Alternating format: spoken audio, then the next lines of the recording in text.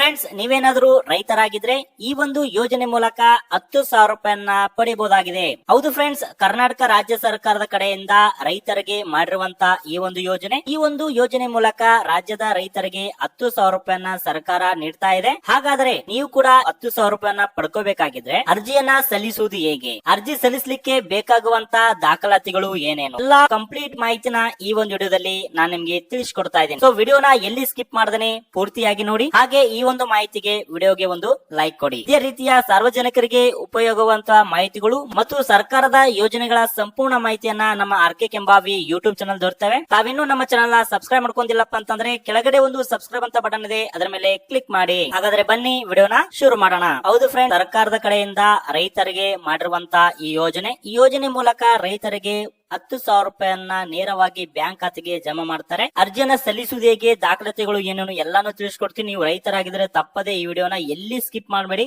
ಪೂರ್ತಿಯಾಗಿ ನೋಡಿ. ಹೌದು ಫ್ರೆಂಡ್ಸ್, ಸರ್ಕಾರ ರೈತರಿಗೋಸ್ಕರನೇ ಮಾಡಿರುವಂತಹ ಈ ಯೋಜನೆ ಹೆಸರು ರೈತ ಸಿರಿ ಯೋಜನೆ. ಈ ಒಂದು ಯೋಜನೆ ಮೂಲಕ ರೈತರಿಗೆ 10,000 ರೂಪಾಯಿನ ಸರ್ಕಾರ ನೀಡಲು ಯೋಜನೆ ಮಾಡಿದೆ. ಹಾಗಾದ್ರೆ ಸರ್ಕಾರ ನೀಡುತ್ತಿರುವಂತಹ ಈ ರೈತ ಸಿರಿ ಯೋಜನೆ 10,000 ರೂಪಾಯಿಯನ್ನ ಪಡಿಬೇಕಾದ್ರೆ ಯಾವ ರೀತಿಯಾಗಿ ಅವರು ಕೊಡ್ತಾ ಇದಾರಪ್ಪ ಅಂತಂದ್ರೆ, ಫ್ರೆಂಡ್ಸ್, ಇಲ್ಲಿ ರೈತರಿಗೆ ಪ್ರತಿ ಹೆಕ್ಟರ್ಗೆ 10,000 ರೂಪಾಯಿನ ಕೊಡ್ತಿದ್ದಾರೆ. 10,000 ರೂಪಾಯಿ 2 ಕಂತುಗಳಲ್ಲಿ ಕೊಡ್ತಾರೆ.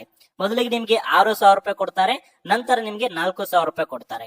ಟೋಟಲ್ ಆಗಿ 10,000 ರೂಪಾಯಿ ಸರ್ಕಾರ ನೀಡುತ್ತೆ. ಮೊದಲಿನ ಕಂತಿನ ಹಣ 6,000 ರೂಪಾಯಿ ನೀವು ಪಡಿಬೇಕಾಗಿದ್ರೆ ನೀವು ಬಿತ್ತನೆ ಮಾಡಿದ 30 ದಿನಗಳ ಒಳಗಾಗಿ GPS ಆಧಾರಿತ ಫೋಟೋ ಮತ್ತು ಇನ್ಸ್ಪೆಕ್ಷನ್ ಮುಗಿಬೇಕಾಗುತ್ತೆ. ಆವಾಗ ನಿಮ್ಗೆ ಮೊದಲ ಕಂತಿನ ಹಣ 6,000 ರೂಪಾಯಿ ಬರುತ್ತೆ. ಎರಡನೇ ಕಂತಿನ ಹಣ ನಂತರ ನಿಮ್ಗೆ ಜಮಾ ಆಗುತ್ತೆ. ಹಾಗಾದ್ರೆ ಈ ಒಂದು ಯೋಜನೆಗೆ ಅರ್ಜಿಯನ್ನ ಸಲ್ಲಿಸಲಿಕ್ಕೆ ಅರ್ಹತೆಗಳು ಏನೇನಪ್ಪ ಅಂತ ಫಲಾನುಭವಿಗಳು ಏನು ಅರ್ಜಿ ಸಲ್ಲಿಸ್ತಿರ್ತೀರಿ ಅವರು ರೈತರಾಗಬೇಕಾಗ್ತದೆ, ಮತ್ತೆ ಅವರ ಹೆಸರಿನಲ್ಲಿ ಜಮೀನನ್ನು ಹೊಂದಿರಬೇಕು. ಒಂದು ವೇಳೆ ನಿಮ್ಮ ಜಮೀನು ಅಥವಾ ನಿಮ್ಮ ಖಾತೆ ಜಂಟಿ ಇದ್ರೆ, ಏನು ಜಂಟಿ ಖಾತೆ ಇರ್ತಾರೆ, ಅವರ ಒಂದು ಒಪ್ಪಿಗೆ ಪತ್ರವನ್ನ ಪಡ್ಕೋಬೇಕಾಗುತ್ತೆ. ಸೊ ಯಾರ ಹೆಸರಿನ ಮೇಲೆ ಖಾತೆ ಇರುತ್ತೆ ಅವರೇ ಅರ್ಜಿಯನ್ನ ಸಲ್ಲಿಸಬೇಕು. ಇಲ್ಲಿ ಮೇನ್ ಇಂಪಾರ್ಟೆಂಟ್ ಏನಿದೆಪ್ಪ ಅಂತಂದ್ರೆ, ಈ ಒಂದು ಯೋಜನೆ ಅಂದ್ರೆ 10,000 ರೂಪಾಯಿ ಪಡ್ಕೋಬೇಕಾಗಿತ್ತಪ್ಪ ಅಂತಂದ್ರೆ ಇದರ ಹೆಸರೇ ರೈತ ಸಿರಿ ಯೋಜನೆ. ಇಲ್ಲಿ ಸಿರಿಧಾನ್ಯಗಳನ್ನ ನೀವು ಬೆಳಿಬೇಕಾಗತ್ತೆ. ಹೌದು ಫ್ರೆಂಡ್ಸ್, ರೈತರು ಸಿರಿಧಾನ್ಯ ಒಂದು ಕ್ರಾಪ್ ಅನ್ನ ಬೆಳಿಬೇಕು. ಯಾವ್ಯಾವ ಸಿರಿಧಾನ್ಯ ಕ್ರಾಪ್ ಗಳಪ್ಪ ಅಂದ್ರೆ ನವಣೆ, ಆರಕ್ಕೆ, ಕೊರಲೆ, ಸಾಮೆ ಮತ್ತು ಬರಗು. ಈ ಒಂದು ಸಿರಿಧಾನ್ಯ ಒಂದು ಕ್ರಾಪ್ ಗಳನ್ನ ಬೆಳೆದ್ರೆ ಮಾತ್ರ ನಿಮ್ಗೆ ಈ ಯೋಜನೆ 10,000 ರೂಪಾಯಿ ಬರುತ್ತೆ. ಹಾಗಾದ್ರೆ ಈ ಒಂದು ಯೋಜನೆಗೆ ಏನೆಲ್ಲ ದಾಖಲಾತಿಗಳು ಬೇಕಪ್ಪ ಅಂತಂದ್ರೆ, ರೈತರ ಒಂದು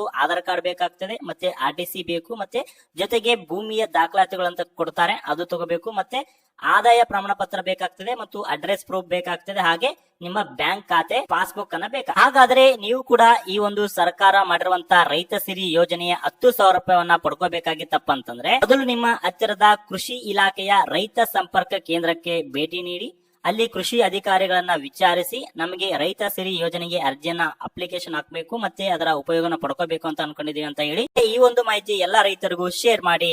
ಥ್ಯಾಂಕ್ ಯು.